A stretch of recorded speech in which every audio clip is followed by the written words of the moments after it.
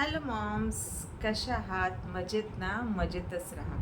आज नवीन विषय, नवीन चर्चा. विषयावरून तुम्हाला कळलंच असेल मी कशाबद्दल बोलते. हो, एक प्रचलित म्हण आहे आपल्याकडे, की स्वभावाला औषध नाही बरं का. पण मी आज बोलणार आहे स्वभावालाही औषध असते बरं का, याविषयी. आणि सांगणार आहे तुम्हाला स्वभावाचे प्रकार, पर्सनॅलिटी कशा कशा असतात, त्या कशा ओळखायच्या, त्या बदलता येतात का, इतरांचा स्वभाव आपल्याला बदलता येतो का, स्वतःचा स्वभाव आपण कसा बदलायचा आणि प्रगती कशी करायची, या सगळ्याविषयी मी आज तुमच्याशी बोलणार आहे. तर तुम्ही आजचा व्हिडिओ शेवटपर्यंत बघा आणि आवडला तरच लाईक करा, शेअर करा आणि माझ्या यूट्यूब चॅनलला सबस्क्राईबही करा. सो आपण बोलणार आहोत आज पर्सनॅलिटीविषयी, म्हणजेच मानवी स्वभावांविषयी. सो 4 प्रकारच्या पर्सनॅलिटीज असतात माणसाच्या. एक असते डॉमिनंट, दुसरी असते स्टेडी, तिसरी असते कंप्लायंट आणि चौथी असते पिकॉक पर्सनॅलिटी. आता हे आपण वेगवेगळे नावं दिलेत ह्या पर्सनॅलिटीला, की जेणेकरून तुम्हाला समजायला सोपं जाईल. डॉमिनंट पर्सनॅलिटी म्हणजे ती पर्सनॅलिटी थोडीशी डॉमिनेटिंग असते. तिला दुसऱ्यांकडून काम करून घेण्यासाठी खूप मजा वाटते आणि दुसऱ्यांकडून ती व्यक्ती काम करून घेऊ शकते. त्यांना बॉसिंग करायला खूप आवडतं. खूप हार्डकोर असतात, थोडे इगोइस्टिकही असतात, थोडे पॉझिटिव्हही असतात आणि त्या बॉस या क्षेत्रात असतात. ते HR बॉस, बिझनेस ओनर या क्षेत्रात ते असतात. कारण की त्यांना काम करून घेणं खूप इझिली जमतं आणि त्यांना कळतं की कसं काम करायला पाहिजे. टाईम मॅनेजमेंट व्यवस्थित करता येते, पूर्ण कामाची मॅनेजमेंटही त्यांना व्यवस्थित करता येते. अशा प्रकारची लोकं असतात पहिली. ही थोडी कमी असतात. पण आणि दुसऱ्या प्रकारची लोकं असतात ती स्टेडी. स्टेडी म्हणजे आपण त्यांना एका पक्षाची उपमा देऊया. जसं डॉमिनंटला आपण ईगल म्हणू.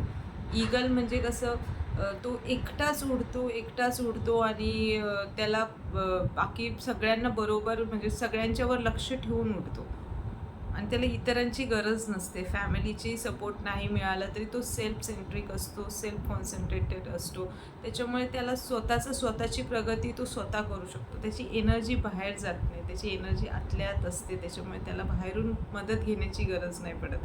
त्याच्यामुळे डॉमिनेटिंग लोकं बघा, जेव्हा आपण एकटे काम करतात आणि त्यांना फॅमिलीशी जास्त अटॅचमेंट नसते, कामाच्या सहकाऱ्यांशी पण जास्त अटॅचमेंट नसते, त्यांना बॉसिंग करण्यावर आणि काम करून घेण्यावर, काम पूर्ण होण्यावर जास्त त्यांचं लक्ष असतं. सो ही झाली डॉमिनेटिंग पर्सनॅलिटी.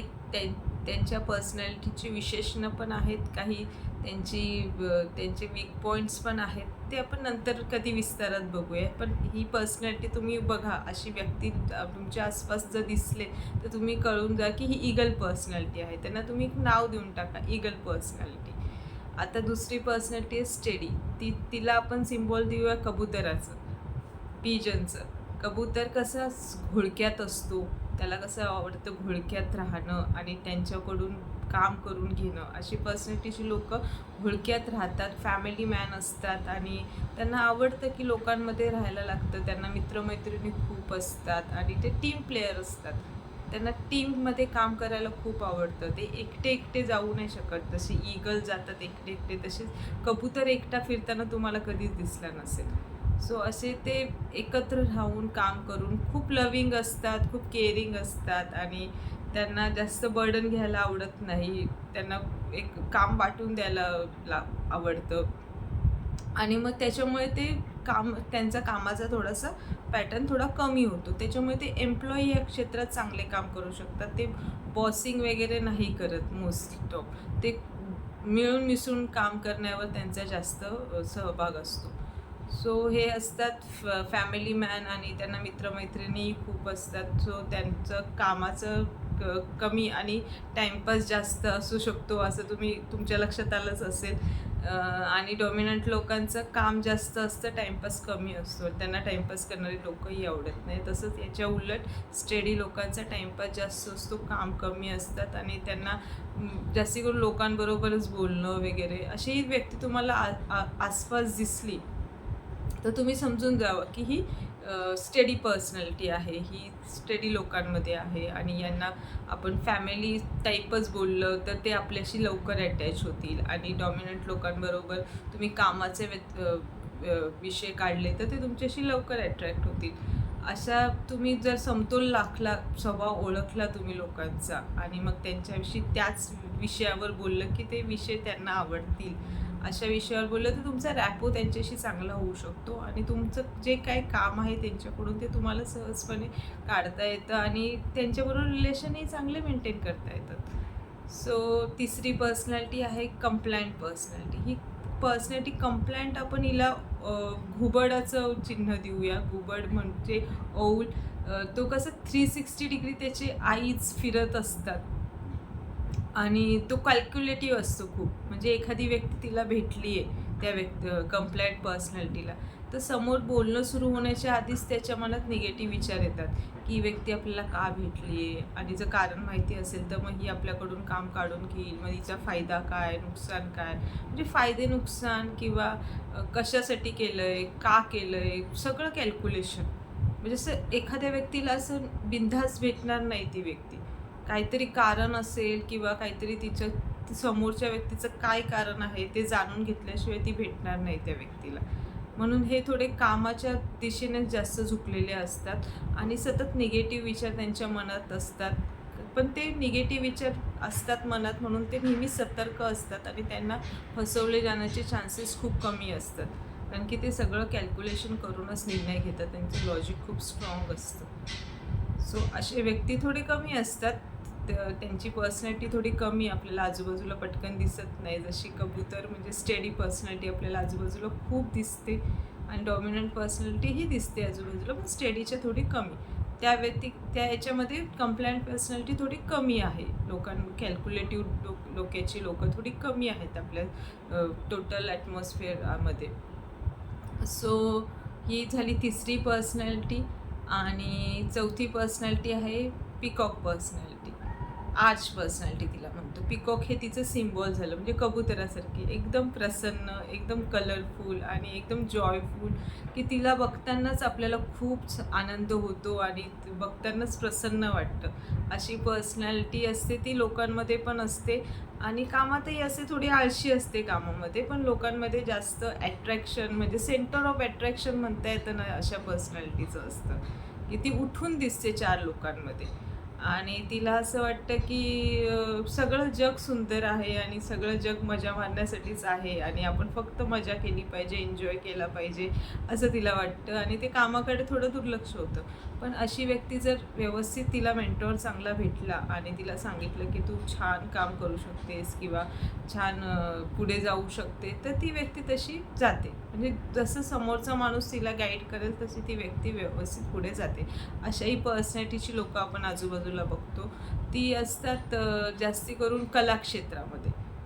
त्यांना हिरोईन, मॉडेल्स किंवा सिंगर्स अशी लोकं असतात ना, ती खूप अट्रॅक्टिव्ह असतात. त्याच्यामुळे ती आपल्याला आवडतात आणि ती त्यांच्या कामावर तेवढंच भरभरून प्रेमही करतात. पण त्यांच्या आवडीच्या कामावरच. दुसऱ्यांनी त्यांना काम दिलं तर ते नाही करणार. त्यांच्या आवडीच्या कामावरच त्यांचं प्रेम असतं. असे जर आपण आता बघितले 4 पर्सनॅलिटी, एक डॉमिनंट, एक स्टेडी, एक पिकॉक, एक कंप्लायंट. ओके.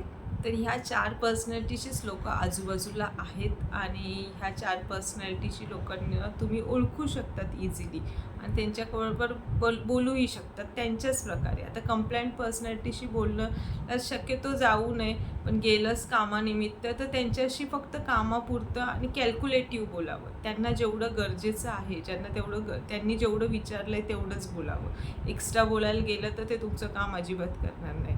आणि पिकॉक पर्सनॅलिटीशी तुम्ही बोलतच राहिले, शेवटपर्यंत बोलत राहिले तरी त्यांना खूप ते आवडतं आणि तेही पर्सनॅलिटी खूप बडबड्या असतात. सो अशा 4 पर्सनॅलिटी तुम्ही ओळखून तुम्ही जर कळलं. आता ही सगळ्यात महत्त्वाची गोष्ट म्हणजे तुमची स्वतःची पर्सनॅलिटी कोणती आहे, ती जर तुम्ही ओळखली तर किती छान होईल बरे.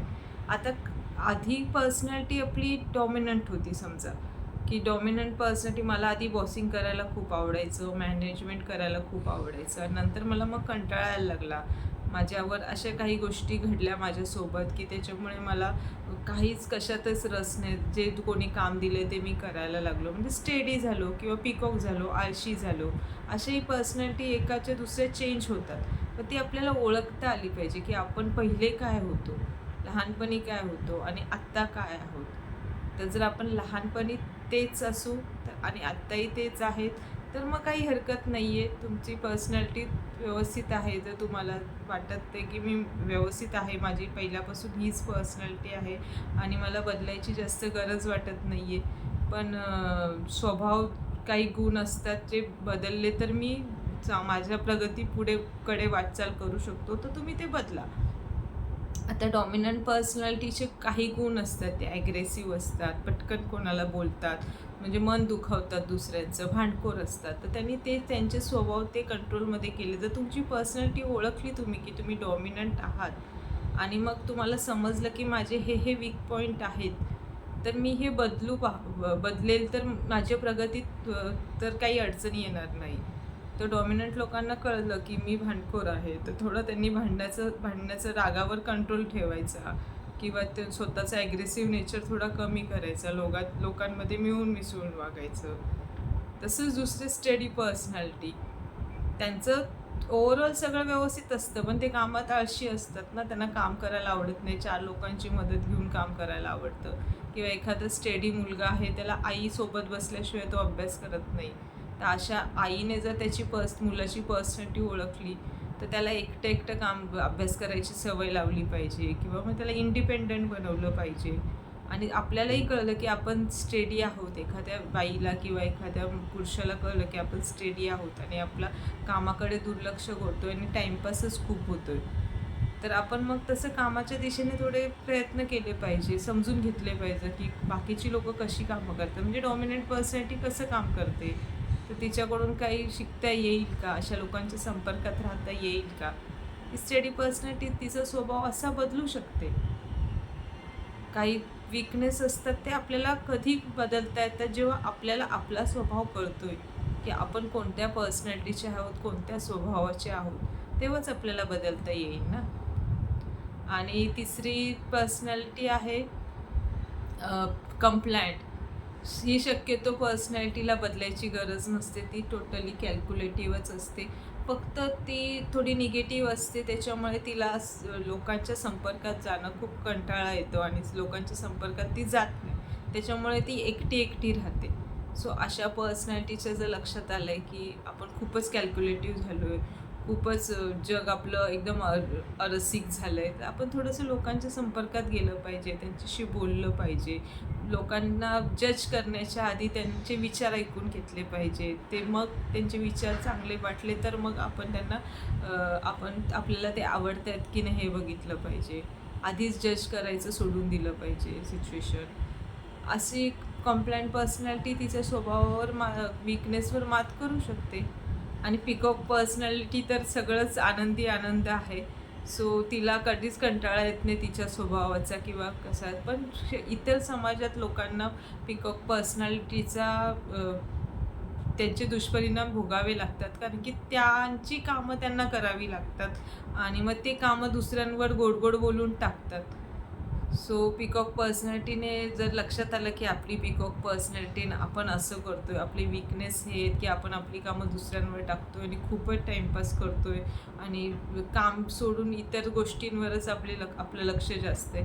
तर अशा लोकांनी ते लक्षात घ्यावं, की इतरांनाही त्यांची कामं असतात. आपली कामं आपण स्वतः करावी आणि स्वतः थोडंसं सोफिस्टिकेटेड पण राहता येतं. एकदमच स्टायलिश राहण्यापेक्षा किंवा त्याच्यामध्ये खर्चही खूप होतो. आणि काही लोकं तर आजकाल कर्ज काढून कॉस्मेटिक्स वगैरे किंवा डिओ वगैरे असे कॉस्मेटिक सर्जरीज करणं वगैरे ह्या गोष्टी सर्रास करतात. ही पिकअप पर्सनॅलिटीची लोकं. सो त्यांच्यासाठी माझं हेच म्हणणं असेल, की तुमच्या जर लक्षात आलं, की तुम्ही पिकॉक पर्सनॅलिटीची लोकं आहात. तुमचं म्हणजे कपाट परफ्यूमने भरलं आहे, तुमचे कपाट कॉस्मेटिक्सने भरलं आहे, तर तुम्ही समजून जा तुम्हाला खूप छान शौकी राहायला आवडतं. तर थोडंसं ते बजेटवर पण तुमचा कंट्रोल येईल आणि तुम्हाला छानही राहण्याची सगळ्यांना गरज आहे, पण एक लिमिटमध्ये राहता येईल. सो ही असतात 4 पर्सनॅलिटी आणि त्या कशा हे करायच्या आहेत तुम्हाला मी सांगितलं आहे. कशा ओळखायच्या आहेत ते सांगितलं आहे. त्यांच्याबरोबर कसं वागायचं आहे तेही मी तुम्हाला सांगितलं आहे आजच्या व्हिडिओमध्ये. सो याच्यामध्ये पण तुम्हाला काही शंका असेल तर तुम्ही कमेंट करून मला नक्की विचारू शकता. आणि इतरांची पर्सनॅलिटी बदलता येते का? हा आपला सगळ्यात महत्त्वाचा विषय होता. तर कोणी कोणाची पर्सनॅलिटी किंवा कोणी कोणाचा स्वभाव बदलायला जाऊ नका. आपला स्वभाव ओळखा. आपल्या स्वभावामध्ये काय दोष आहे, काय चांगलं आहे हे बघा आणि आपला स्वभाव बदलायला जा किंवा गरज नसेल तर आपला स्वभावही बदलू नका.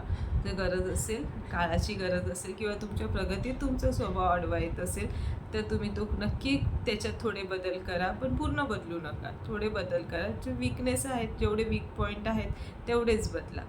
पण दुसऱ्यांचा स्वभाव बदलायला जाऊ नका, कारण ती एक वेगळी व्यक्ती आहे. सगळ्या व्यक्ती वेगवेगळ्या असतात, युनिक असतात. त्याच्यामुळे आधार कार्ड पण सगळ्यांचं युनिक असतं ना. त्याच्यामुळे कोणालाच तुम्ही बदलायला जाऊ नका. स्वतः बदला. स्वतःची प्रगती करा. इतर त्यांचे बदलतील, त्यांची प्रगती करतील. तुम्ही त्यांच्यामध्ये जाऊ नका बदलायला. आणि आपण नेहमी हेच करतो. मनुष्य प्राण्याचा स्वभाव हा आहे की जरी आपला स्वभाव आपल्याला माहिती आहे आणि आपल्याला कळते की आपला स्वभाव बदलला पाहिजे, पण तरी आपण समोरच्याच व्यक्तीचा स्वभाव बदलत असतो. त्याच्यामुळेच भांडण तंटे जास्त होतात, गैरसमज जास्त होतात. सो तुम्ही तुमचा स्वभाव बदला. किंवा तुम्हाला नसेल आवडत बदलायला किंवा तुम्हाला असं वाटत असेल की मला माझा स्वभाव बदलायची गरज नाही आहे, तर नका बदलू. पण तुम्ही इतरांचा स्वभाव बदलायला जाऊ नका. तुम्ही फक्त तुमच्या स्वभावावर कॉन्सन्ट्रेट करा, कारण की हे सगळं मी फक्त तुमचा स्वभाव तुम्हाला ओळखता यावा, इतरांचा स्वभाव तुम्हाला ओळखता यावा आणि त्यांच्याबरोबर कसं कोऑर्डिनेट करता यावं किंवा स्वतःबरोबरही कसं कोऑर्डिनेशन करता येईल, याच्यासाठीच ही सगळी माहिती दिली आहे मी तुम्हाला. तर तुम्हाला माहिती आवडली असेल तर नक्की लाईक करा आणि कमेंट्सही करा तुम्हाला आवडली असेल तर माहिती. आणि हे जग खूप सुंदर आहे आणि या जगात इतक्या वेगवेगळ्या प्रकारच्या स्वभावाची लोकं राहतात.